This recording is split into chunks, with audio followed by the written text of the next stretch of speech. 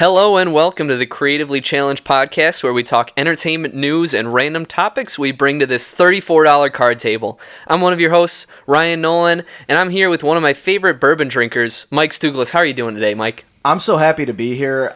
First podcast, really excited to talk Oscars, really excited to talk other bullshit we got going on. I'm just super stoked, man. It's going to be a good show. And seated across from me is the ever-pleasant Danny Stewart. Dan, how are you doing? Get up on the Hydra's back, Ryan. Get up on the what? Get up on the Hydra's back. The Hydra's back. It's got a lot of necks. Yeah. We all three of us can get on there, dude. It starts with 6 heads, right? That's how the Hydra begins. Mm-hmm. And then every time you cut off another head, it grows 2 more back. Well, aside from Hydras, we got some entertainment news to cover. Mike, what do you got for us? So, this week and the past few, there's been a lot of speculation of who is going to replace Ben Affleck as the director of the standalone Batman film after that piece of shit Batman v Superman: Dawn of Justice. Which, Ben was good in, but he is being replaced as director, which previously thought, everyone he was going to produce, star, and direct. Now he is only starring in. So, they have now found Matt Reeves, I believe I'm saying it correctly.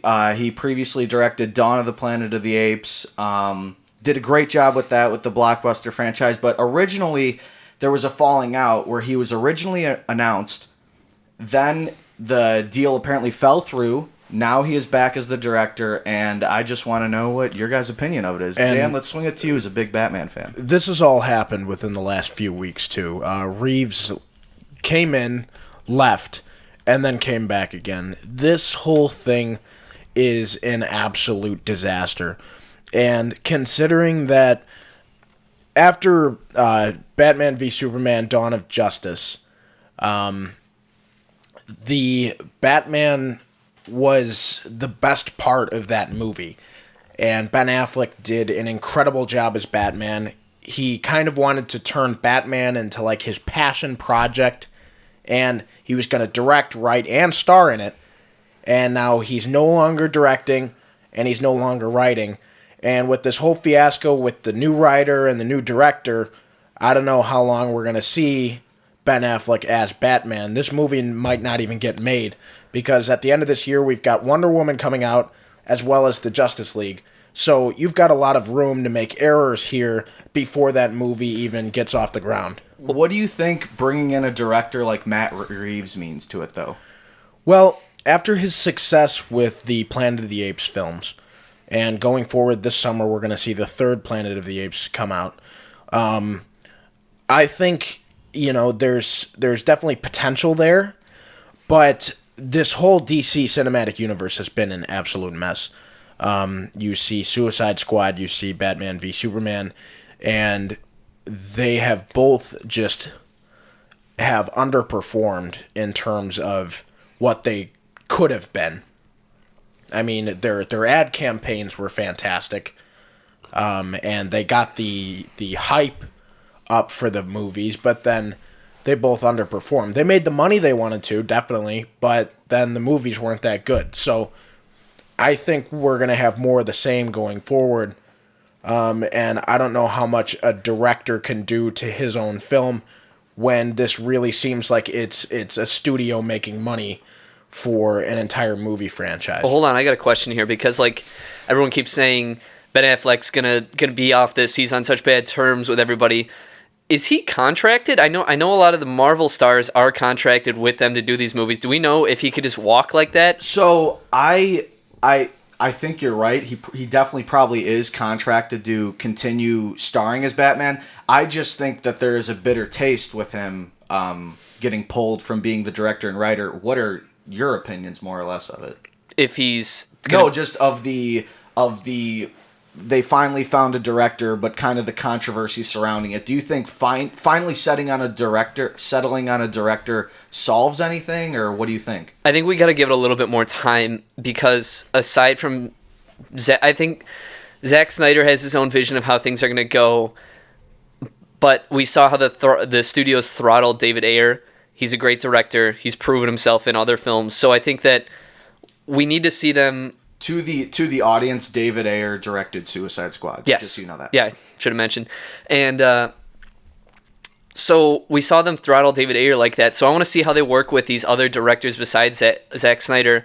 And if these movies are all turning into messes, then we can assume that they're going to throttle Matt Wagner like this as well. And it probably will end up being a mess no matter who they bring in. So we've got to see Wonder Woman. We got to see how that goes. We got to see The Flash, see how that goes. Aquaman.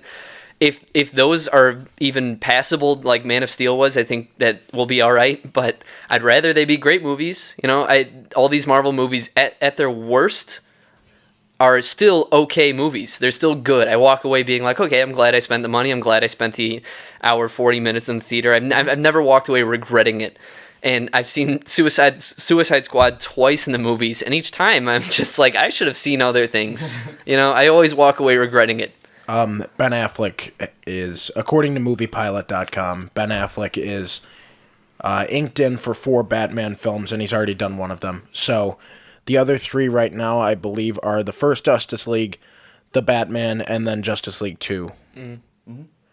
So I don't even know if we're going to make it. I mean, does Justice League 2 come out before the solo Batman? Because I thought end of 2017 was Justice League, and then isn't part 2 2018? I'm not for sure on those dates. I don't know. Okay. But they've got a lot of things they've been shifting around. Like that was uncertain with the date on the Batman, so I'm not sure. Is it still for sure the Batman? yes. That's the title? Mm-hmm. Okay. That's what they said. I mean, I don't see them changing that. I mean, the name is the least of their worries. I just want to see. Everyone wants to see what the finished product is, but I'm glad they got Matt Reeves along. I just don't like the controversy that followed it. There's no slated date for Justice League Part 2 yet. Okay. So there we have it. Have we said our piece on that? Yeah. Okay. I'd say so, but Next on the news this week is we're gonna on this show be continuously talking about the box office every week and what's hot, maybe what you guys are interested in going to see, what's going on with that. Dan, what are some of the movies that are hitting in the box office, or some movies maybe people don't know about or should be going and seeing? Well, at the top of the box office list for the last 2 weeks now has been the Lego Batman movie. And that's a great movie. We all saw that together, and it's well worth the hype, and it's definitely worth going to see. Whether you're a Batman fan, or you're a Lego fan, or you just need something to do on a rainy day, the Lego Batman movie is an awesome movie to see. Right behind it is 50 Shades Darker, which women all over the country are going to see. Boyfriends are being dragged along to this film. It is a shitty 8% on Rotten Tomatoes. It is a shitty 57% on Metacritic. And it is the second highest grossing film over the last 2 weeks of the box office. That pisses me off because right behind the Lego Batman movie. There's movies that need to be there's movies that need to be seen more than that. Well, you're forgetting the people. They like the sex, or at least I'm told. You could find the same thing on your phone with much better quality. That's true, but it's a bit more nuanced to take a girl to movies, for that kind of thing, than just watching porn in your living room. I think that there's a little bit more finesse involved with that. So you gotta put yourself in their perspective. Not saying I'm gonna take a girl to see 50 Shades of Grey. Lego Batman's in theaters at the same time. I'm gonna take her to that. Best date ever. Also, La La Land's still in theaters if you wanted to go see that. It's been in theaters for like a good 2 months, hasn't it? It came out in I'm not 100%, but maybe Christmas. I know it was in December. Okay. Yeah, it was December. It was after Star Wars. What else we got in the box office right now? The Great Wall, unfortunately. That's the third highest grossing film over the last That's all week. we'll say about that one. John Wick Chapter 2 is fourth. And that we saw that. Well, Mike and I saw that. Ryan, you haven't seen it yet, right? John Wick 2? Yeah. No. I really got to make the effort to get out there and see it. All I'll say is that if you like the first one, you're going to like this one. It's more gun. Go back to the porn. It's more gun porn. It's just excessive killing. Okay. It's a lot of fun. The story gets you through it. And between that and Lego Batman, I mean, personally, I'd go see John Wick, but neither are a bad option. If you want to go as a family, go see Lego Batman, but they're both really good options. And This week we have opening the movie called Get Out, which I have yet to go see, and I know my co-stars also haven't gone and seen it, which is directed and written by Jordan Peele. And it's really interesting. This movie is 100% on Rotten Tomatoes, and it's really kind of surprising because I saw the trailer. It looked interesting. A lot of people thought the same thing, but 100%. That's Jordan Peele from Key and Peele, right? Yes. Okay, Yes. I thought that, but I never really looked into it. Okay, that's cool. Yeah, which he's directing a dark comedy / horror film, and it's gotten great buzz, but I was just surprised that it has gotten that good of buzz. So if you guys are, if you're going on a date this weekend, and don't go see that piece of shit 50 Shades Darker or whatever the fuck it's called, go see Get Out, because you got a horror movie that's a good date movie or something like that. She'll grab you. She'll get all scared. Oh, yeah. Well, that's a little weird, but well, not in that way. We don't need to get we don't need to get into much detail on that. All right. All right. Edit. Grabbing. Anyway, so that's kind of it for the box office this week. Fist Fight rounds out the top 5, and it's at a 30% on Rotten Tomatoes. I heard it has its moments. Well, sure. You From can't, people online. You can't put Charlie Day and Ice Cube in a movie together and have it not be funny. Yeah. And have its moments, but I mean, still, it probably could have and should have been better. Isn't Tracy Morgan in that? Yes. Okay, I mean, Is that his first movie off of the stroke or whatever? No, Car the accident. car accident? Yeah. Well, yeah, the That- car that's been a accident, couple years now. and then he The stroke followed, right? Yeah, and then So- he was in a coma for Oh my God! a while. Wait, he had a stroke too. He was in Yeah, a coma. and- I know and he Was that. was that in a from the coma. car accident? Yeah, I don't know. Jesus. I don't know. Medical conditions in there. Yeah, that's. But we're glad Tracy Morgan's back, and we're glad he's doing stuff. But Thank God. this is just Tracy Morgan always plays good cameos Mm-hmm. in his films, and he's just kind of Tracy Morgan all the time. So I assume he's going to have the same type of thing in Fist Fight. It seems like another Ice Cube has the little man, like has a little guy that's his co-star, and like he big mans him, and it's just kind of that comedy. So I haven't seen it. If you liked it, I'm sure it was funny to your taste, but Yeah. Has Charlie Day done anything else besides like that squirrely guy? It always seems like he's playing the character. Yeah, he Charlie. played a scientist in Pacific Rim. Even that though, he that was felt squirrely, like Charlie. yeah, that felt yeah. like Charlie from It's Always Sunny. Yeah. Well, that's just kind of him. And I guess. he gets paid to do that, and It's Always Sunny is so successful Yeah. that he can kind of just do that, And I think it's great that he's getting like other work. I just don't want him to be typecast. He's gonna be. Yeah. I mean, I get what you're saying, but I think that's kind of where his niche lies. That's kind of Yeah. hard to imagine casting him in something else. Hey, I wouldn't be mad if I were making as much money as that guy. That's for sure. No. And going back to Get Out, the racist people in our country have already said that this movie is completely anti-white, and that there are white supremacy groups boycotting this movie. Why is it anti-white? I don't know, because I guess, you've seen the trailer. The black guy goes to the white neighborhood, and the white people are, Yeah. scary and want to kill him. Well, It some looked white like people are just- scary. It looked like a smart horror comedy, though. It didn't look like just something that was propaganda. It looked like Jordan Peele really put some thought into it, and that's Yeah. why I'm interested in No, going to and see it. And you got a Defense of America. Too I right don't. now. I don't think that's the reason why the film was made. I don't think that's what Jordan Peele was going for. If obviously you have to have some sort of message in the way the country's going right now. Well, he probably wanted to make a socially conscious piece without. And that offends some people, unfortunately, that some people can't just watch a movie and think, hey, these are possible issues that might be going on. Maybe not to that extreme effect, but Sure. Anyway, it's cool to see a movie. It's cool to see a movie like that come out in February right now, which February is usually kind of a.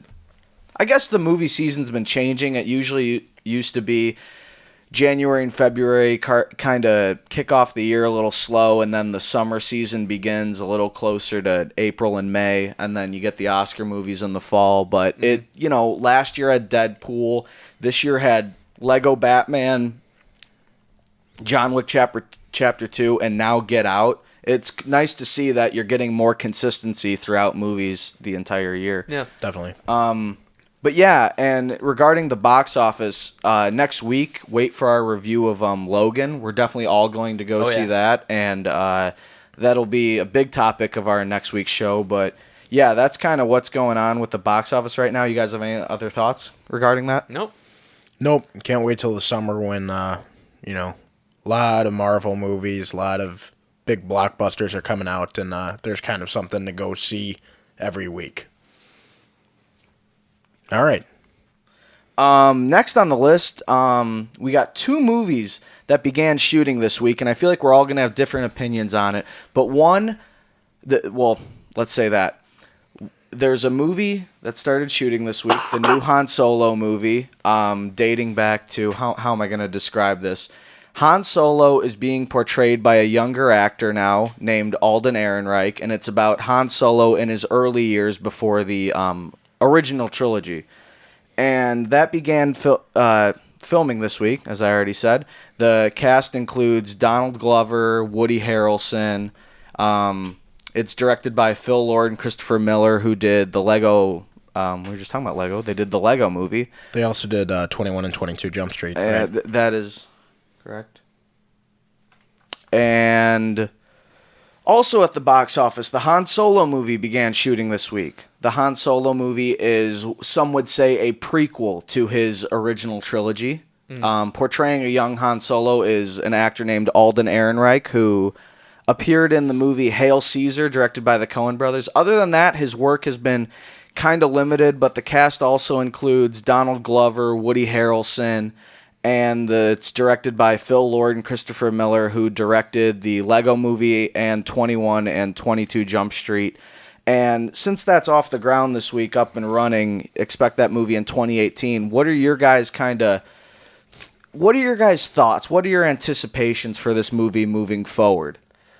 I don't really know what to expect. There's always so much anticipation when we're seeing all these little things on Twitter with like on the set, behind the scenes kind of photos and things. So I don't really know what to expect, but I think that it's going to be fun. I think we've got Disney on things. It's going to be. I'm just expecting a fun movie that's going to tell a good story, if not a great story, and I'm looking forward to it, to say the least. Well, and you're going to have that with Lord and Miller. Mm-hmm. I think those two are some of the 2 most creative and best minds in terms of writing and directing in Hollywood right now. The success they've had with the Lego movie and the 21 Jump Street films have been awesome. So to put that into the Star Wars universe, which I'm sure they're huge nerds and they love Star Wars, considering that Han Solo, Chewbacca, as well as, no, not Chewbacca, C-3PO and Lando got cameos in the Lego movie, I'm sure that's not just right, that's them wanting to have those guys in there. And now they have full control of characters and a full cast to where they can make that. And I'm very excited because, Han Solo is one of the best characters in the Star Wars universe, and him getting his own movie was exciting when that first got announced. So now we get to see that play out, and we've seen one set photo, and, to have Alden Ehrenreich as well as Childish Gambino, Donald Glover as Lando Calrissian is, great casting, and as long as you get a tall guy in the Wookiee costume, Chewie's going to be back, so this is going to be a success, I would hope. One thing I will say, Disney took a chance with Rogue One. They tried to create more of a war movie, less focused on the Jedi and Sith aspect, and they succeeded. I loved Rogue One. And this movie, Phil Lord and Christopher Miller said they're going for a Western tone. Han Solo's more of a cowboy. Right. They said they're going for a Western tone, and I can totally get behind that. A sci-fi mixed with a Western. If any of you saw Westworld, that can work out really well. Mm. So that is one thing that I was really looking forward to when they brought that up, is a Western in a galaxy far, far away. Sounds really cool. And from what I heard about Alden Ehrenreich in Hail Caesar is that he is a really, really good actor, and Disney is not going to take it easy hiring someone who's going to replace Harrison Ford as Han Solo. So I like the direction they're moving, and I like everything I'm hearing about it. Obviously, we got a while till we see it, but I'm very excited to see where this goes, see possible trailers in the futures and photos, and yeah, more on this movie to come. Have you seen Hail Caesar? I have not. Okay, I saw it. It's Alden Ehrenreich, you said? Just wanted to get that right. Yes, he plays the cowboy in the movie. I saw it. I was going to say, he certainly could fit the bill for a Han Solo. And like he's very, like in that movie at least, he played a very happy-go-lucky kind of like the dumb cowboy character, but I really liked him and I thought he was pretty good. So we'll see. If we're talking about a Western film, and I'm hoping for character cameos in Han Solo, I want to see a Western standoff between Han and Boba Fett. Or that would be incredible. That would be nerd porn heaven right there. Yeah, it would be. Because, I mean, you watch the original trilogy, it seems like Han and Boba Fett kind of have a history. Obviously, not a lot is spoken by Boba Fett, but I'd like to think that there's a history there, and I hope that gets played out. Now, if it's Greedo, I'd be a little pissed off because the Greedo standoff is one of the most famous scenes out of the original Star Wars. So I don't want Greedo back. If there's going to be any, bad guy that goes head to head with Han in the Han Solo film, I want it to be Boba Fett.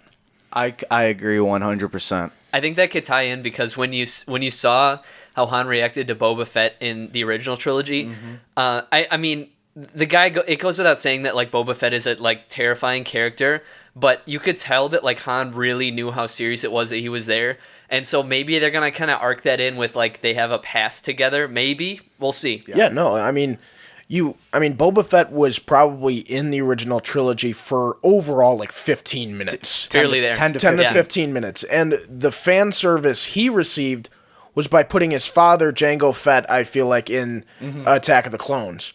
Now, I kind of hope he's not just fan service in this. I hope he gets his screen time that is well-deserved, and I hope that, he kind of is the main antagonist in the Han Solo film. But, again, that'll be a year away from December, and we have Episode 8, The Last Jedi, in between then to kind of keep our Star Wars nerdiness to kind of at bay, So I'm excited with this Han Solo movie moving forward because I think it's in the right hands, and I think we're going to get a great movie regardless of if Boba Fett's in it or not. Yeah, I mean, say what you will about like our projections for the movie, but like Disney's handled everything in the last 5 years absolutely great. So yes, I have full faith in them. Yes, yeah, 100%. What they do with Marvel, allowing creativity, I feel like they have a grasp on the Star Wars universe. Yeah, they'll be fine.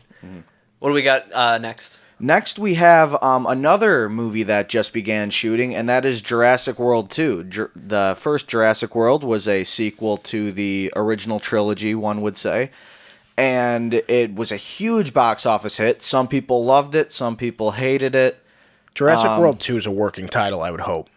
Or is it actually called Jurassic World 2? I believe it is a working title. Okay. It's going to be 2 Jurassic 2 World, I think is probably going to be the title. Well, it does come out in 2018, like Han Solo. And Ryan, I know you had some particular thoughts on this, so I'll let you kick this one off. Yeah, I mean, it's not. I don't really have anything to say about like how they're filming now, but I have more things to say about how they're doing this Jurassic World series. Now, I saw the first one and I thought it was a good movie. I'm not going to ding that at all.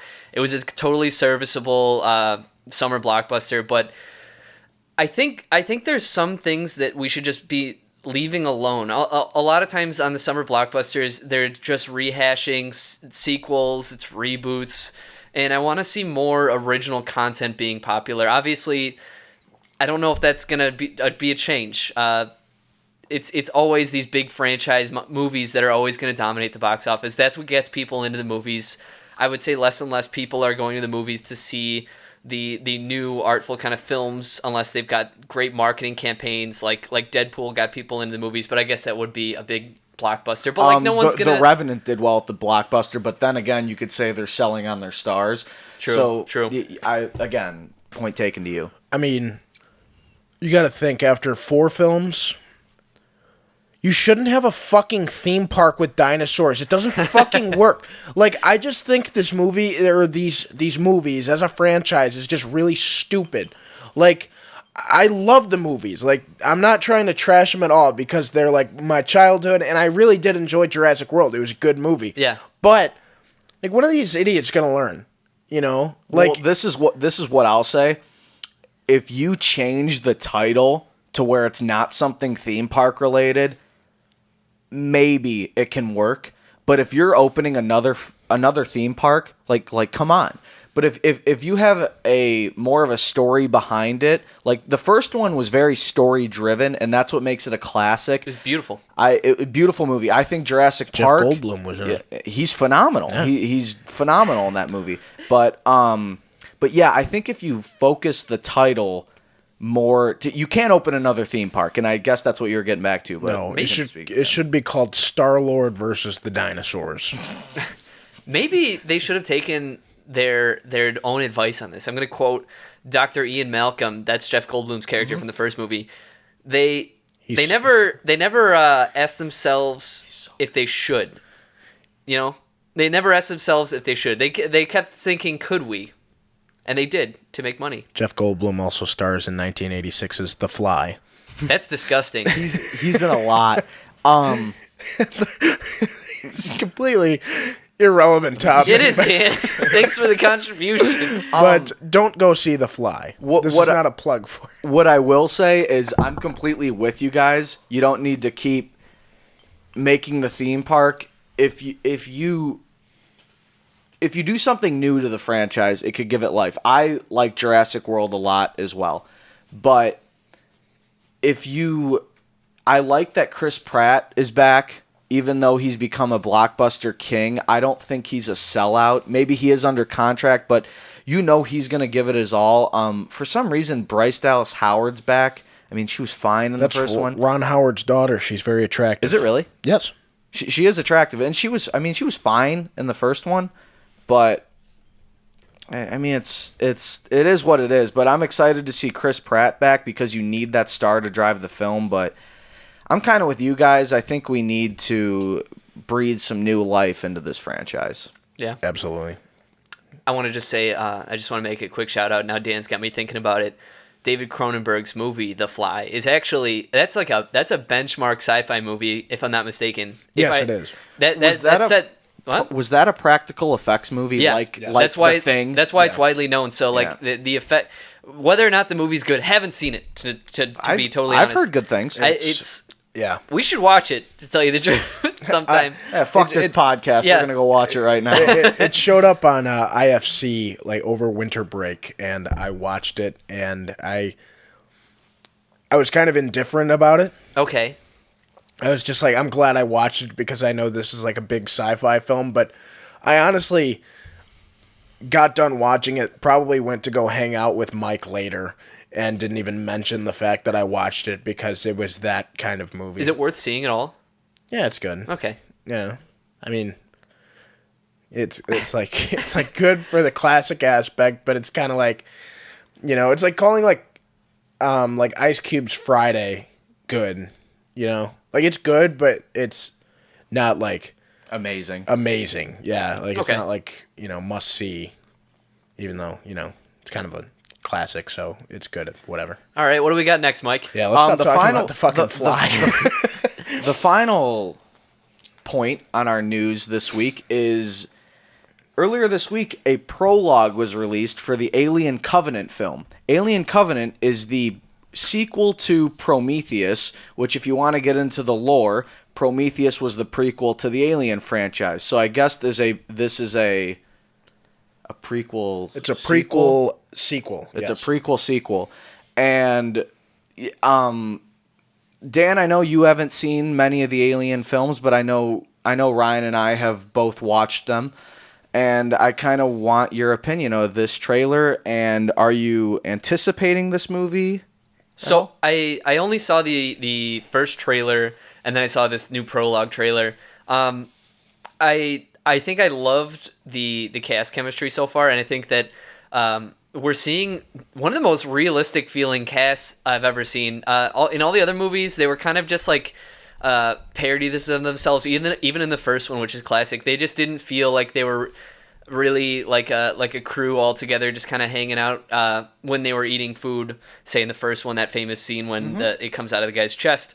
So in this one, when they were all just eating, it actually kind of felt like they were just friends hanging out. So this cast feels like they have a lot of chemistry. I'm really excited to see it get torn apart by the alien. And the only thing that I'm upset with is the fact that we're just the female protagonist, which it's a totally fine thing to have a female protagonist, but we've seen that in a lot of the other alien movies. The majority of them are Sigourney Weaver fighting these aliens, and now we're getting another sort of copy-paste survivor woman. And I want to see Alien be told in a different format. And Prometheus was a lot of the same way with The same thing. Naomi Rapace, who played Elizabeth Shaw. Apparently she's in this movie too. I don't know how they're going to incorporate her. see. She's not on the ship, it looks like. To give you guys some insight, Ryan talked about this cast, how they had some good chemistry. This cast looks really good. It has Billy Crudup, James Franco, Damian Bashir, Naomi Rapace, as I said, the great Michael Fassbender, who is in Prometheus as well. And in this movie, he's playing a dual role, which will be really cool to see. The female protagonist is slipping my name. She was in Fantastic Beasts and Where to Find Them. Dan, what is her name? You know it. You know Fantastic Beasts. Catherine Waterston. Yes, that's Okay. who it is. So And- I've never seen her or anything, but we're getting yet again. Oh, she was amazing in Fantastic Beasts. I mean, that film being like part of the Harry Potter universe, that cast drove that movie. It was great writing, and not to get away from the alien topic at all, I'm just putting in my 2 cents about Catherine Waterston. She was one of the reasons why Fantastic Beasts was great, and I'm looking forward to that series moving forward, but continue the alien talk.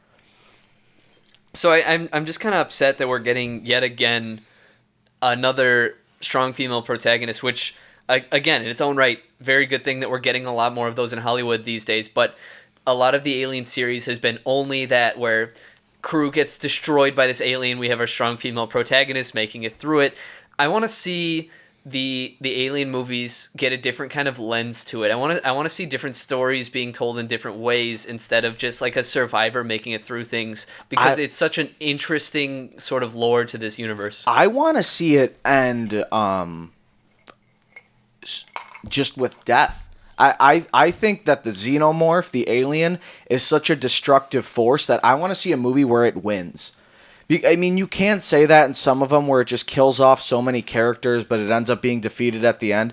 I think it really drives home how dangerous and horrific this monster really is if you're able to complete that. And this prologue, I really liked it because, like you said, you get the cast, you get the camaraderie, it sets everything up. But Does like, what's Alien gonna ever happen to them? beat Predator in any of those movies? I don't think so. No. No, there's, oh man, the name escapes me from one of them, but it's one of the Alien versus Predator movies, and the aliens and the predators all get killed, and there's this one woman who lives, and it's in like a weird Antarctic. That's like Alien fishing- versus Predator. That's the first one. That's the first one. Okay, don't they all get killed in that? I'm pretty sure the predator dies too. I thought the Predator lives, but again, that movie's shit. Yeah, and yeah, they all are. I don't consider it into either franchise.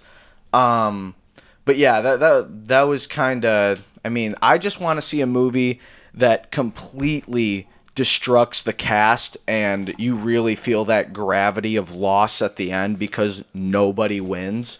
And Gravity's a movie about space, too. I will say that I do like that Ridley Scott's back again, who directed Prometheus, which there's one thing that's going to be certain about this movie is that it's visually going to be stunning. Yeah. Because that's how Prometheus was. That's how, Ridley Scott is a revolutionary in special effects.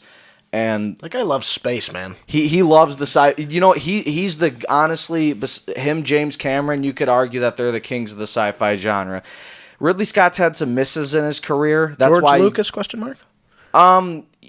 as an original one movie, yes, but in terms of what Cameron and Ridley Scott have made of a career of it, Oh, definitely. I mean, don't- well, and James Cameron. Well, obviously, everybody, all George Lucas, James Cameron, and Ridley Scott are all still going with franchises that started them. Well, not really James Cameron, but Avatar is turning out to be this huge, ginormous thing. Also got announced to have a Disney World park open by this summer. No way. Yeah, so in the Animal Kingdom in Disney World, they're gonna have an Avatar world. Jesus. Pandora, it's like Pandora, and it's nuts. But Avatar 2 set for next year, I believe, I feel like and there's gonna be 4 of them. 2018. And there's gonna be 4 of them, right? And they're I shooting think they them all have at the 5. same time. I think they have Yeah, 5. like he's been shooting these for the last like 4 Well, years. I think he's been setting up the environment. That's why he's been going to like definitely that. like the second one's gonna be like under. He was the Mariana Trench. yeah. He filmed there. He's like the lowest man ever, I guess. Or whatever. He's like he wants to film some parts in like the Mariana Trench or whatever. And he has already done that. He went down there and filmed. Well, what I think needed he to just film. shot the environment. Yeah. When you say the lowest man ever, do you mean he's like been the lowest on the earth? Yeah, that's what okay. I meant. Yeah, I just didn't know what to say about it. But yeah, well, what were we? I guess that's kind of it. Was that kind of our? In terms 2 of our, cents. yeah, we could talk forever about Avatar Because we got Yeah. we got- What's the next thing? here? because off I mean What's on the docket? tomorrow is of course Oscar Sunday. Yeah. And we've got Oscar talk to do right now. And we just want to talk about our predictions, you know, who got snubbed, and kind of the big 4. We're going to talk director, picture, actor, and actress. And that's going to start our Oscar talk. But what are some of your predictions for tomorrow night? Well, why don't we just make some predictions right now about Best Picture? You guys Sure. do you want to start with picture? Yeah. I think we finished what with that. are on? Oh, really? Regardless what you guys Best want to picture do. is kind of the biggest one. Okay. Okay. So what what about actor? Huh? why don't we Let's list start them with off? actor. So I'll do that. The audience needs to know. For best actor nominees, we have Andrew Garfield, Hacksaw Ridge, Viggo Mortensen, Captain Fantastic, Ryan Gosling, La La Land, Denzel Washington, Denzel Washington, Fences, and Casey Affleck, Manchester by the Sea. Dan, I will ask first, what is your prediction, why, and then your biggest snub? Well, Casey Affleck's gonna win, without a doubt, for Manchester by the fucking Sea. He's gonna win because his performance was incredible. I saw Fences. Denzel Washington was Denzel again, but you know nothing that was kind of out of the ordinary. Definitely deserved the nomination, but you know just kind of another Denzel role. You know. Okay. Ryan Gosling, I watched La La Land for the first time last night because I needed to get it in before Oscar Sunday. He was awesome, but again, just kind of didn't kind of bridge the divide to kind of fully, completely win that award. You know, like he didn't burn his neck shut to drink water. He reminded me a lot of you talked about Leo in The Revenant there. He reminded me of Leo in Titanic, of that kind of maybe not as romantic, but in Sure. that romance kind of role. And him and Emma Stone's chemistry was so good. But yeah, continue. Yeah. Viggo Mortensen, I love him in Lord of the Rings. I didn't see Captain Fantastic, but good for him for getting nominated. He's definitely not going to win. Andrew Garfield is the Amazing Spider-Man in Hacksaw Ridge. Great movie, great performance. Just, I'd say he's the runner-up if anybody out of that group is. I'd say Andrew Garfield kind of has the Michael Fassbender in Jobs out of the performances if we're comparing it to last year. Snubs, I don't know if I can think of any necessarily that kind of really deserved it. I mean, Ryan Reynolds for Deadpool was, you know, revolutionizing the superhero movie and was awesome. Tom Hanks for Sully, again, just Tom Hanks is kind of, you know, just always doing good roles, but it's Casey Affleck's time. Manchester by the Sea was an incredibly sad movie. It was moving. It was deeply emotional, and he played that role for the entire length of the film, and it was incredible. So I'm going with Casey Affleck. Ryan? Now, I haven't seen Manchester by the Sea. The only ones I have seen out of these actors, I've seen Andrew Garfield's movie, I've seen Ryan Gosling's movie. So I'm already not really experienced enough to choose something. But Jesus, by like an overwhelming majority of people, everyone's saying Casey Affleck is going to win this, and I'm almost believing it. I wouldn't even say Andrew Garfield's going to win. I think it's either going to be Ryan Gosling or Casey Affleck. And that just goes to show you how strong he must have been in this movie that I haven't even seen it, and I'm sure he's probably going to win. Yeah, you need to set aside an afternoon and be prepared to be like fucking depressed. I'll cry. Maybe if that's your thing. I never have. But to a it's movie. it's not like a sad crying movie. It's more of like the feelings of depression kind On of your shoulders. Yeah, just constantly hanging on you like a coat, you know? I have that every day, I think. That's fucking sad. That's fucking sad. That's fucking sad. That's fucking sad. We don't need to talk about that. So my personal opinion is the only movie on this list that I haven't seen, like Dan, is Captain Fantastic. My pick is also Casey Affleck, and I know it's the pick to go with, but he is so subdued in this role, and it's really acting at its finest. This is when you act through emotion, through physicality, and it's not all through dialogue. Don't get me wrong. He's fucking incredible. Fucking incredible through the dialogue. But what he does in this movie is so good. And I would have said if this movie came out last year, Leo would again have gone home empty-handed. That's how good he is in this movie.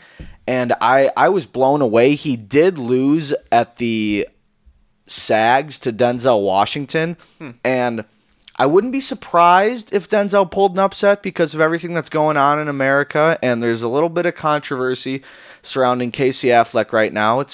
Apparently he was hitting on some people working on the film or something like that. I don't know how big it was, but a friend of mine told me about that. Take that with a grain of salt, but I do think Casey deserves it. I think Denzel in Fences was great. He delivered August Wilson's screenplay phenomenally with dialogue. He was so good, and it was nice to see him get away from his normal action roles, but he still kept that swagger that Denzel has.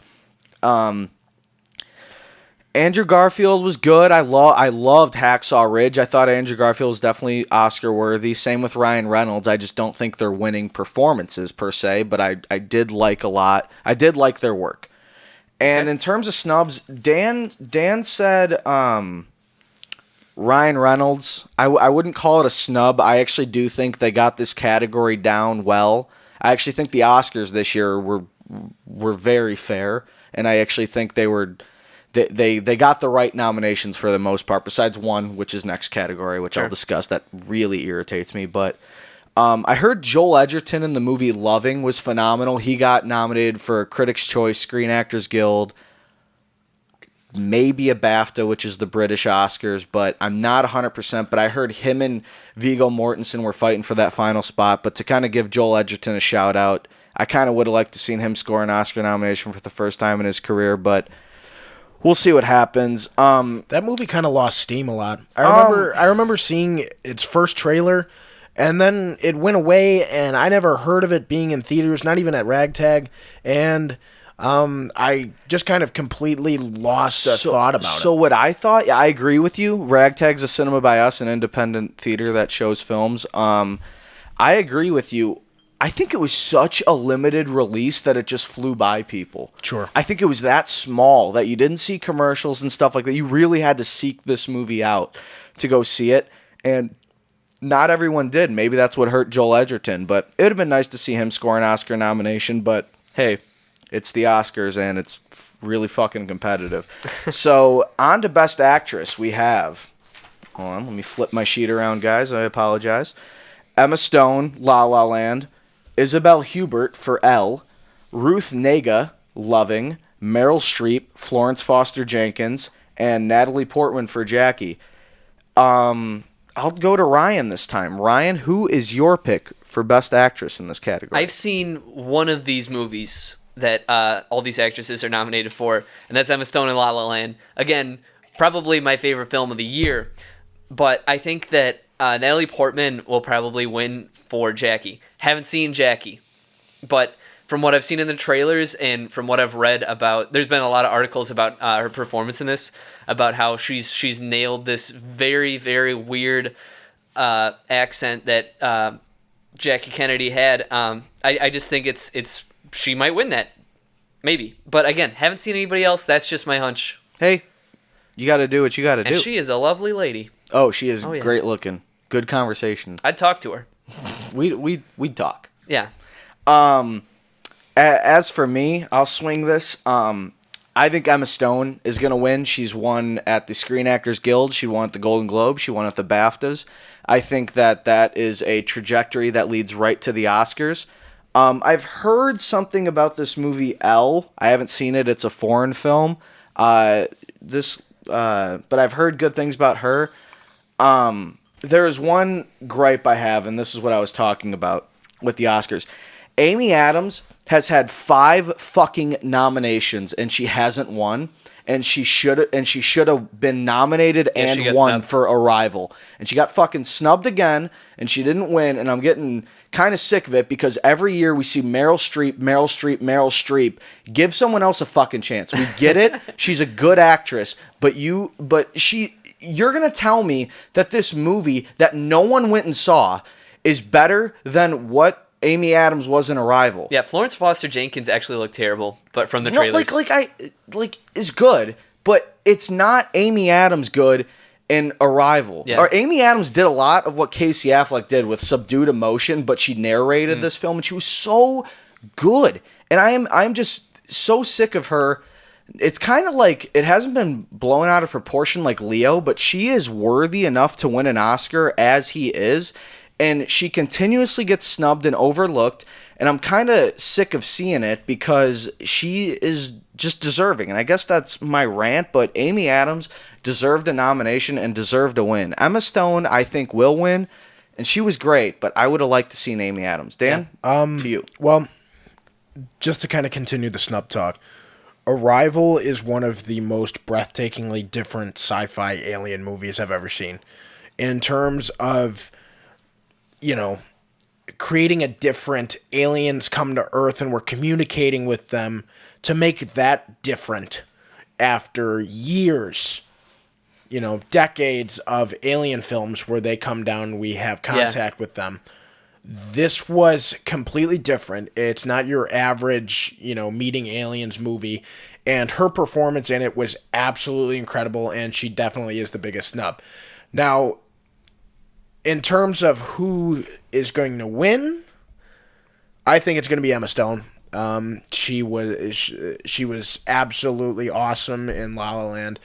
Hollywood loves a movie about itself, and she as a great actress portrayed a bad actress, I guess, in a movie, and I think that's just kind of ironic, and it's awesome, but she did a really good job with it, and I think she's going to win. Meryl's Meryl. She's certainly not overrated, but, like Mike said, she's just there every year, and I don't think she should be this year because Amy Adams was amazing. Natalie Portman, I'm in love with Natalie Portman, actually. I'm actually in love with her. And she's playing Jackie Kennedy.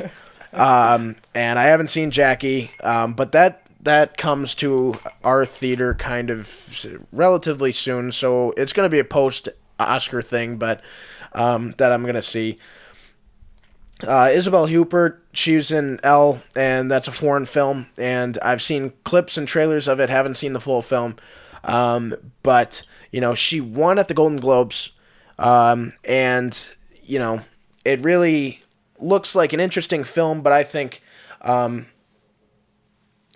Emma Stone is going to be the best actress after tomorrow night. We are drinking. Sponsored by Four Roses. Yeah, we are tonight. drinking tonight some really nice bourbon supplied by Mr. Stuglis, Mike's dad. It is Four Roses small batch bourbon, and we are drinking like cowboys right now in a saloon. Holy shits. Yeah, I'm sorry if we're getting a little off base. We're having a great time, guys. Yeah. And We're all pretty red-faced and rambling right now, Oh, yeah. so it's pretty good. Yeah. Oh, yeah. Okay, what's our next category here? Best Director nominees, we've got Mel Gibson for Hacksaw Ridge, Barry Jenkins for Moonlight, Damien Chazelle for La La Land, Denis Villeneuve for... Denis Villeneuve. Villeneuve. he's fucking awesome. Dennis. Well, he directs Arrival. And Kenneth Lonergan for Manchester by the Feckin' Sea. I have seen all of these films, and they were all absolutely wonderfully directed. But I think in terms of direction and in terms of how the film was put together, I think Best Director goes to Damien Chazelle for La La Land. That movie was awesome. Yeah. And he is kind of a real up-and-comer in terms of movies. I mean, he did Whiplash, and then now he's doing La La Land. Guy is bringing the musical back, and he's directing them wonderfully, and I'm really excited to see what his work is moving forward, coming off of an Oscar tomorrow, as he is my pick. I think the way he directs, you could feel his passion for music, and while all the other films that I've seen that are nominated for best directing, you could just feel the passion in it, and it's always just really exciting when I watch his movies. I've only seen La La Land and Whiplash. I haven't seen any of his shorts or anything else, but he's really very much an established director. I would say a young established director who's new here. But I absolutely love the guy, and I hope to see his future films. And it's okay if they're about music. He seems to only do things about music, but as long as it works. Can it's perfectly you fine. search something for me? Yeah, what is it? His next project is a biopic, and I for some reason think it's about Louis Armstrong, but I'm not 100%. Okay, let me see here. That'd be awesome. But What Disney should get a hold of him, and he should do like the live action Little Mermaid or something. my like God. that. Oh my actually, God, but you're I so think right. I think Lin-Manuel Miranda is actually doing the live action Little Mermaid though. Hey, that's fine. That's But, fine. Yeah. I do want to say, I know I already had my piece, but Mel Gibson, welcome back to Hollywood. Holy shit, Hacksaw Ridge was awesome, and I'd say he takes second place. If second place was a thing. So, we're all agreeing here with Damien Chazelle.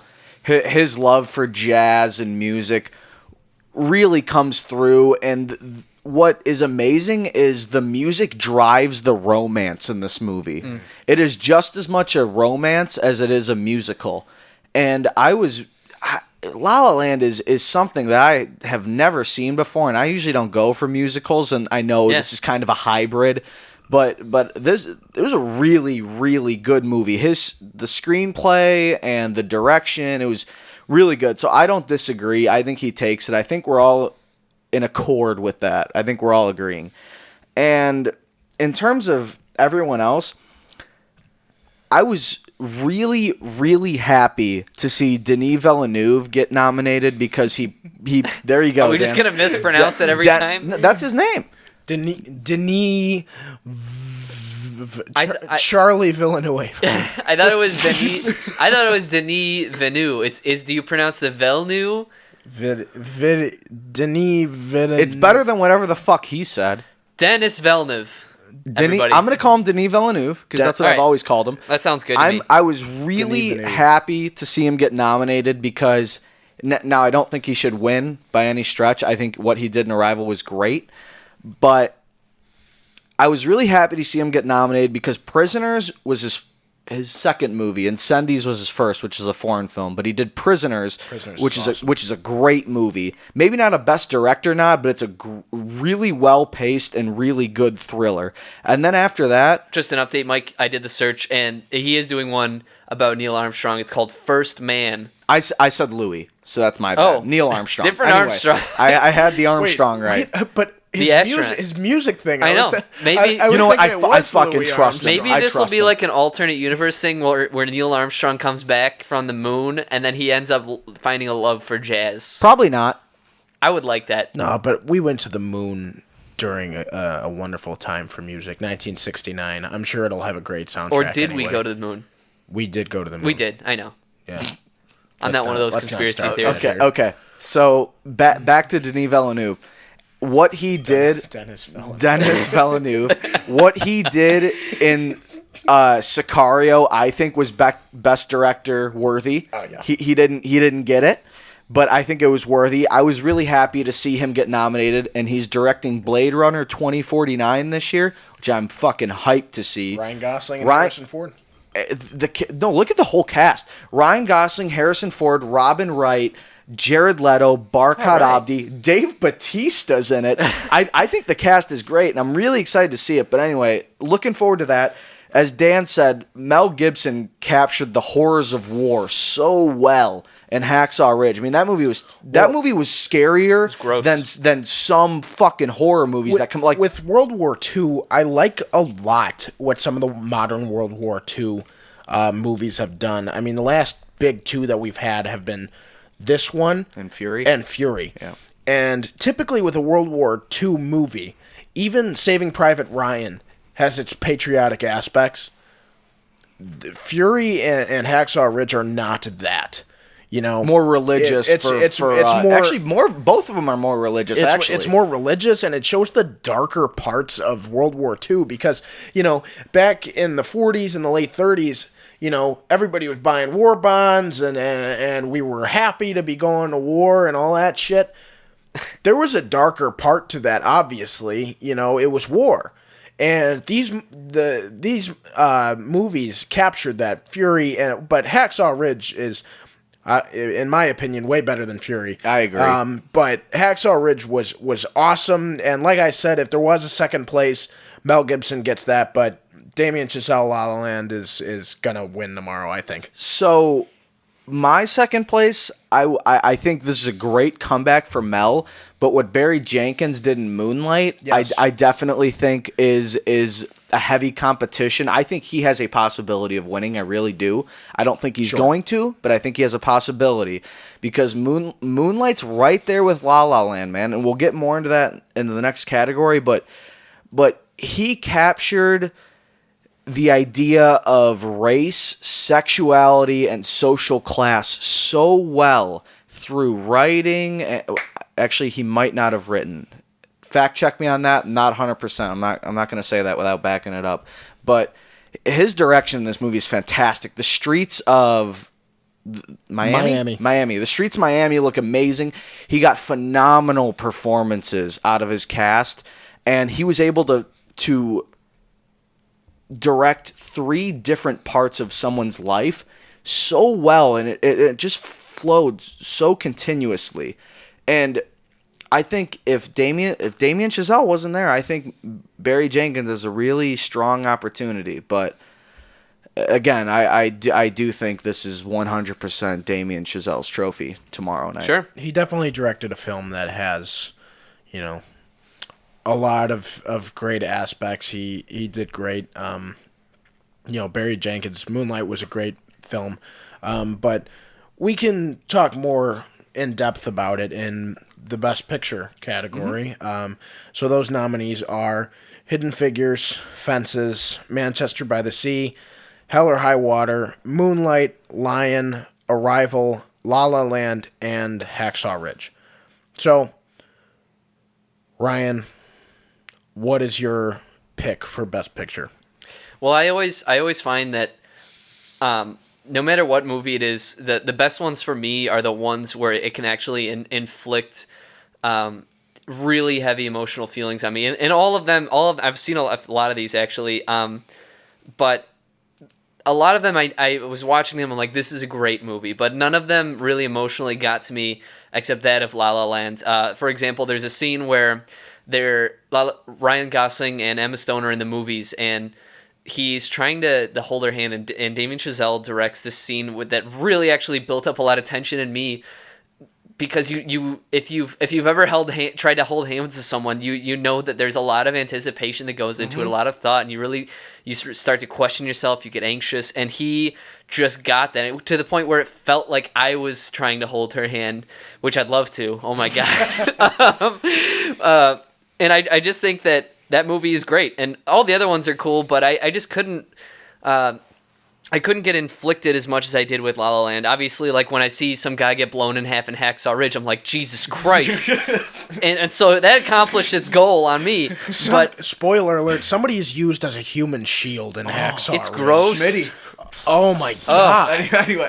Anyway. Let's not get off topic though. Right, yeah, no. So I Ryan, got you. finish your La La Land thought. That's actually all I had. You guys were getting away at the right point. Okay, Mike, your best picture.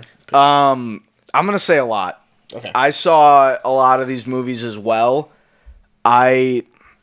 Some I definitely liked more than others. I thought Fences was good. I don't think it's a Manchester by the Sea. I mean, yeah, I don't think it's that type of drama. I don't think it's on that level. But I did like Fences. I thought it was good.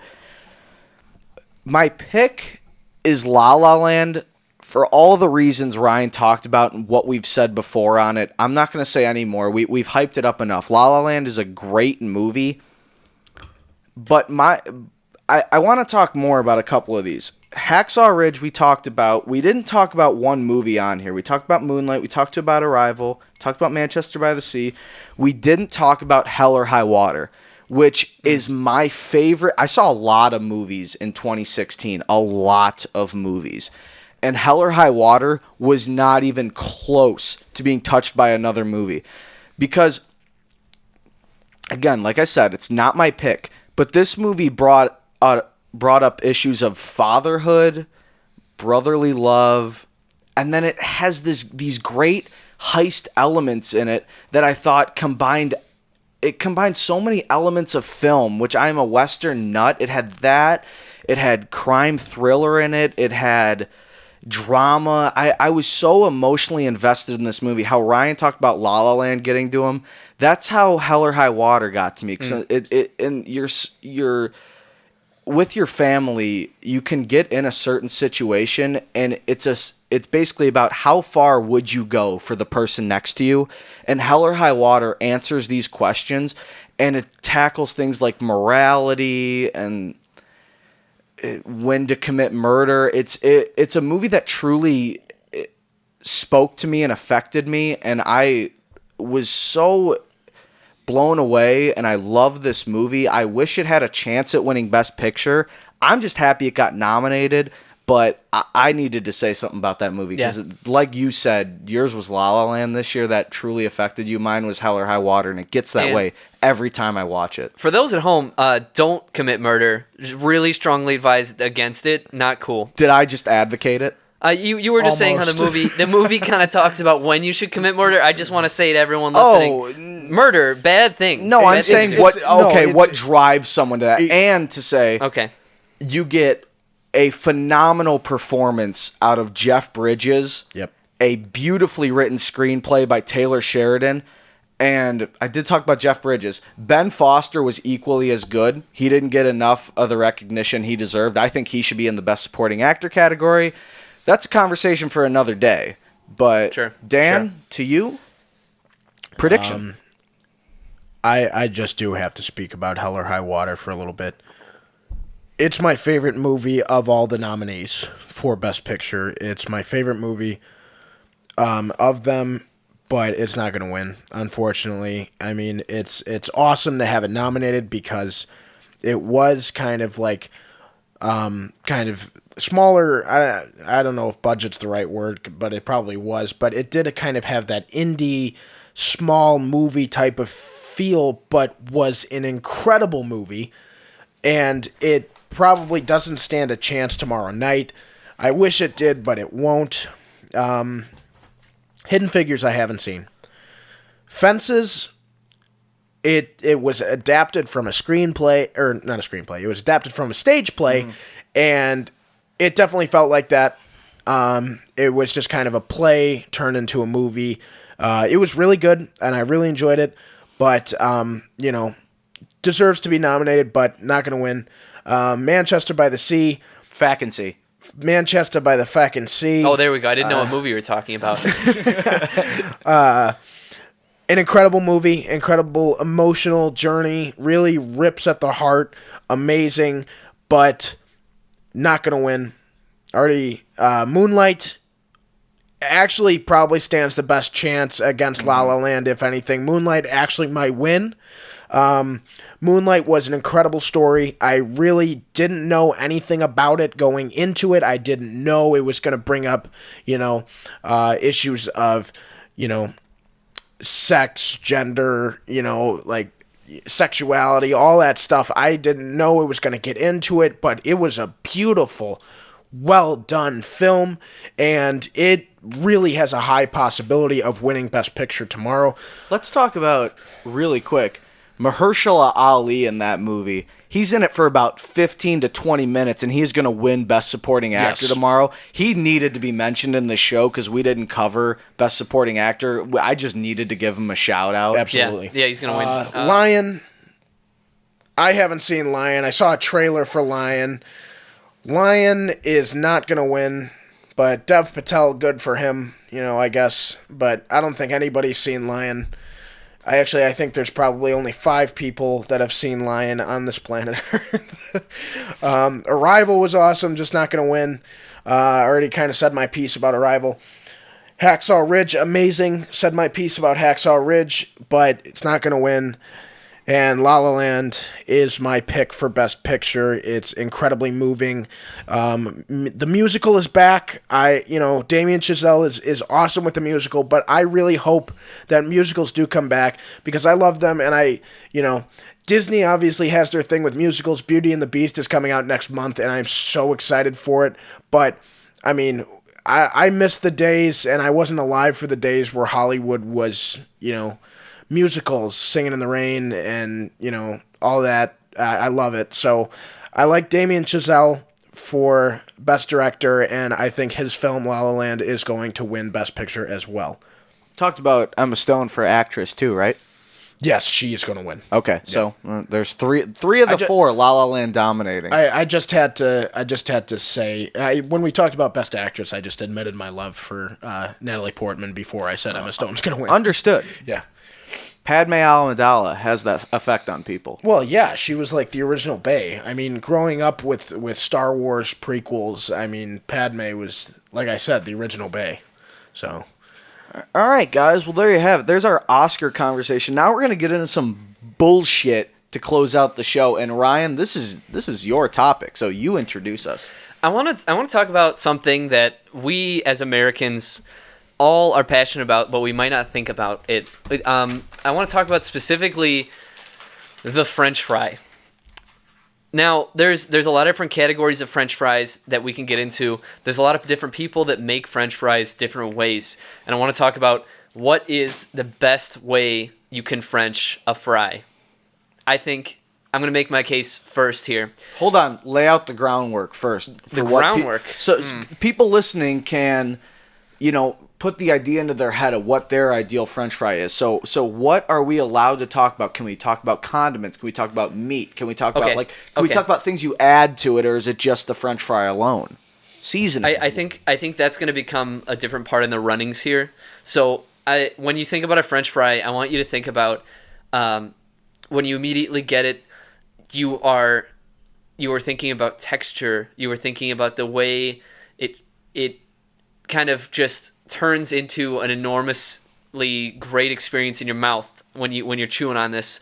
I think that when you're having a French fry, you're getting into a truly American experience. Okay? And so I'm making my case here in that the waffle fry is the best fry, okay? But from where? literally almost anywhere. I think it's hard to I think it's hard to make a bad waffle fry, and there are best cases for the waffle fry, Dan. But I'm saying I want to make a general statement for the waffle fry, and we could boil down places later. I completely agree. But here's the thing with waffle fries. I agree. There is no better way to construct a fry than to put it into waffle formation. But you've got Chick-fil-A doing it the fast food way. Okay. So they're awesome. Canadian McDonald's just introduced French fries, or waffle French fries. Oh my God, that comes to America. But there are a couple of local places here in Columbia, Missouri, which we are stationed in. The Shack and Campus Bar and Grill, also known as Big 12, that have amazing waffle fries, and I honestly think those are like the best waffle fries ever. What were you gonna say? I want to, in my case, I want to keep places out of it for right now, and I want to keep local places out of it.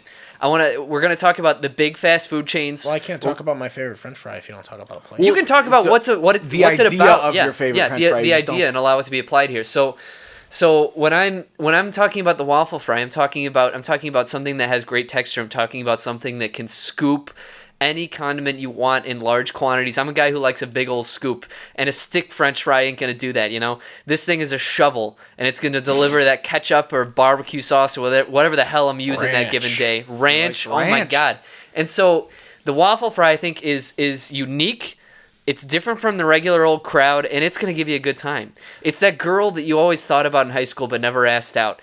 And guess what? She was great, and you could have married her, but you didn't.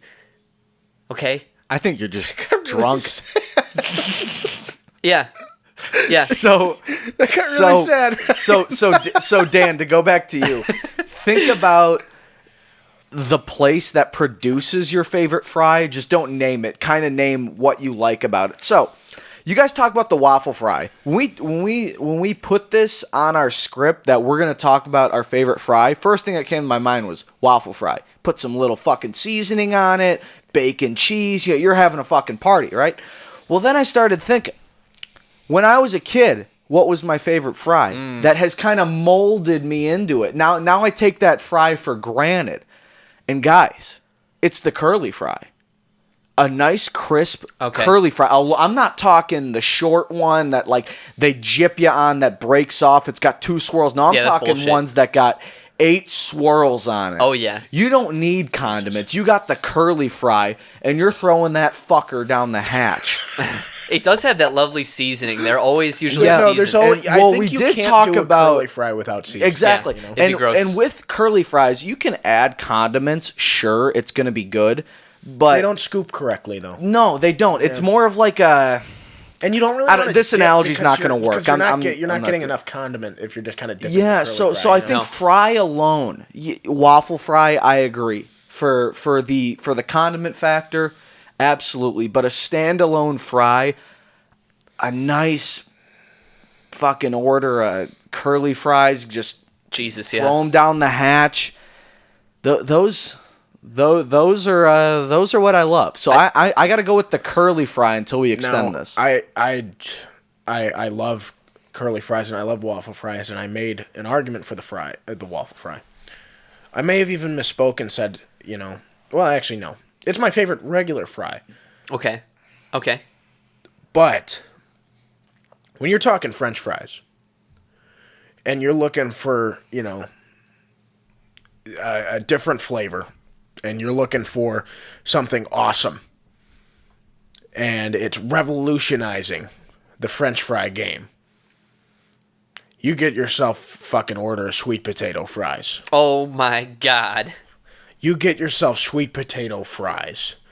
And sweet potato fries are so fucking good, dude.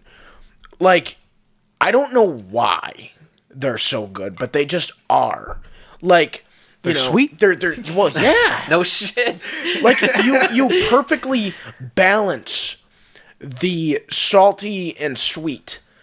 With regular French fries, that's your salt, But with the sweet potato fry, you get both. And it's also another fry you don't really need condiments with. That's because because it's just so good, just straight up, and I could eat like a truck full of fucking sweet potato fries because they're so good. Not only is it's also sort of even a dessert, and it's savory because they fry that shit up. It's beautiful. They can actually be. You can fuck up sweet potato fries though. Like, Oh, yeah. you know, you could go to any place that has sweet potato fries on the menu, but not all of them are going to be good. A lot of them are just wet. What's that about? Yeah, they're soggy and Yeah. gross. I don't know. Like maybe they put like syrup in their sweet potato batch Maybe. before they fry them, or maybe they just get them frozen and they're just fucking gross. I don't know. But you actually can fuck. I feel like you can fuck up sweet potato fries more than you can French fries. But that doesn't mean there's not bad French fries, because there are. True. You know, like fucking Steak and Shake. I don't like their Oh. fries. Yeah, I like God. their shakes. Well, yeah, and I like their steak burgers. You know. Underrated feature of the French fry is that it can be dipped in an ice cream in a shake. My Yeah. God. Well, that's what Steak and Shake's famous Good for. lord. Yeah, but Wendy's revolutionizes. I keep saying revolutionizes because I mean, well, yeah, kind of. I mean, the Frosty from Wendy's is made to have fries dipped inside Yeah. of it. Yeah. You know, It's like not that good by itself, but it's really good when you add well, shit because to Wendy's fries aren't that good, but for some reason with fucking chocolate or vanilla ice cream on them, they taste better than like their regular fries with. It's that sweet and salty. Yeah. Yeah. But I gotta say something about Wendy's though. They've recently come out within the last like year with Baconator fries. What? Fucking disgusting. What dude. is that? it. What comes on them? They're French fries and then fucking melty cheese and bacon, and obviously that sounds good, but they just taste the fries are so fucking wet from grease, like it's just not good. I hate them. They're not like it's not good at all. Fuck you, Wendy's. No, not fuck Wendy's because I like Wendy's. I like Wendy's. I don't like Wendy's. But Baconator fries was not the right move, you know, because there's some guy out there, my brother, who gets not only a fucking Baconator, but Baconator fries too. And Oh, that's a lot of bacon. I know, and cheese and fucking cholesterol and whatever the hell else. For a second, when you said Baconator fries 2, I thought it was a sequel that they came out with for the Baconator fries, and I was like, well, what the hell is a sequel to a food item? Baconator fries 2 Electric Boogaloo. It's got twice the Baconator fries in it. 2 Baconator, 2 Furious. I mean, 2 Baconator, 2 fries. Baconator fries Tokyo Drift. All right, so Bacon. Fuck that joke. We're done. We're done. all right. We're, It was only gonna get worse. we even imbibed some alcohol here. Yeah. So I want to kind of broaden the French fry discussion in terms of places. Ryan, what is your favorite place to get French fries? Not necessarily your favorite French fry, but your favorite place to get French fries. Okay, see, that's a different thing because the waffle fry is not widely available at all fast food places. Like Chick-fil-A's got it. Chick-fil-A's it. You got to Yeah. go to a sit down to Yeah. get waffles and, usually. And actually, Waffle fries. I think that because it's really hard when you're thinking about fast food fries of like the big ones, and I think that the golden standard, quite literally, is McDonald's. I think that those fries are just the goddamn best. No matter what, even if they're bad, I think it's always reigning supreme every time. Every time. There can be a bad batch of McDonald's fries, but they're still like better And when it goes, than other fries. they have a special Coke and Heinz. Those listening, you could fact check me on this, but Coke and Heinz actually do special formulas of their product there, and the Heinz ketchup with the McDonald's fry is goddamn gorgeous. It's so much better. McDonald's Coke is like the only Coke that I still drink. Yeah, I think it just has more because- sugar, if I'm not mistaken. Oh, that's definitely it. That's definitely it. It's definitely not, like good for you. Mm-hmm. I mean, but you're not going to McDonald's to get in shape. You're going there to get fucking French fries, Dan, Heinz, and Coke. Dan, you asked your favorite place to get a fry. Is that including a restaurant? Yes. Or did you ask fast food? I don't remember. didn't ask fast food, but I mean, Ryan went the fast food direction, which is obviously I think I'd go McDonald's for fast food as Okay. well. But It's hard not to. yeah, McDonald's fries are amazing. But actually, here is my favorite fry. It's my favorite place to go with fries. I'm going with Denny's. What? Loaded cheese fries. They are seasoned fries with cheese, white cheddar cheese, sauce and bacon on there. And then it comes with a side cup of ranch. And they are the best fries on the planet, according to me. In my in my opinion, they are the best fries because they're it's not overindulgent on cheese. There's not too much bacon, But that's including condiments though. Taking out the condiments, they're not the best fry. I'd say without the without the cheese, bacon, and the ranch, just the fry alone, they're not the best. Without the fry, without everything, I don't think those fries are amazing. But with all that shit on there, and with the ranch dipping sauce, yeah, those are my favorite fries on the planet. Now without it, that's hard.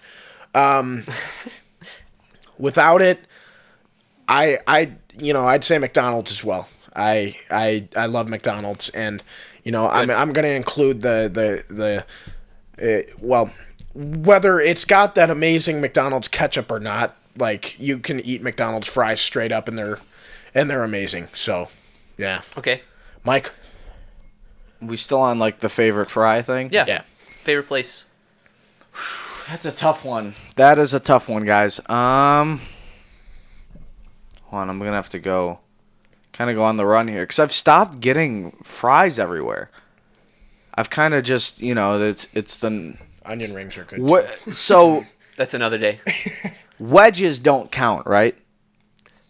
I think because no, they're close. It's not a French. It's a quartered up potato or eighths or sixth. It's not at all. I would say it doesn't qualify as a French fry. That's its own thing. If we're including waffle fries, I think we include wedges. No, waffle fry is more of a fry. They are called fries. Wedges are more just, hey, you getting fucking wedges? Fried potatoes. I mean, obviously the wedges are wedges, but if we allow wedges, then we're gonna get into mashed potatoes. I'm keeping it at the French fry. No, but wedges, they're fried potatoes that you dip in condiments. Okay, they're well, fried. I'll allow it. Because we're talking about smiley fries too. Smiley fries are fucking awesome. They're a fry. Okay. Yeah. So I'll allow it. Fuck, you bloody convinced me. It's smiley hard. fries are so good, dude. Yeah. I was screwing with his face. When you make him slanted. I was eat his eye first, and I pretend he's in pain. That's fucked up, dude. I dip him in ketchup. He's I'm bleeding. That's really fucked up. I don't actually do that. I ripping him down the middle. Or fucking shoving my fingers through his eye holes like Oberyn. No, I know. He's I kind of rip his. I kind of do a Joker quote and then rip his mouth open so he's got Joker scars. So the French fry. Who has the best French fry? Well, without condiments. Without condiments, guys. I brought up the curly fry earlier. I dig Arby's. Arby's is awesome. I dig Arby's a lot. Is awesome. I haven't been to Arby's in a while, but their fries are awesome. Their horsey sauce is awesome, and their roast beef sandwich with cheese is fucking unreal. Is there an Arby's near us? Jesus, no, there's not. Well, oh my God. we can't drive to begin with. No, not right now. I'm saying just if tomorrow I wanted a pre-Oscars Arby's sandwich. No, it's not. It's really sad. God damn it.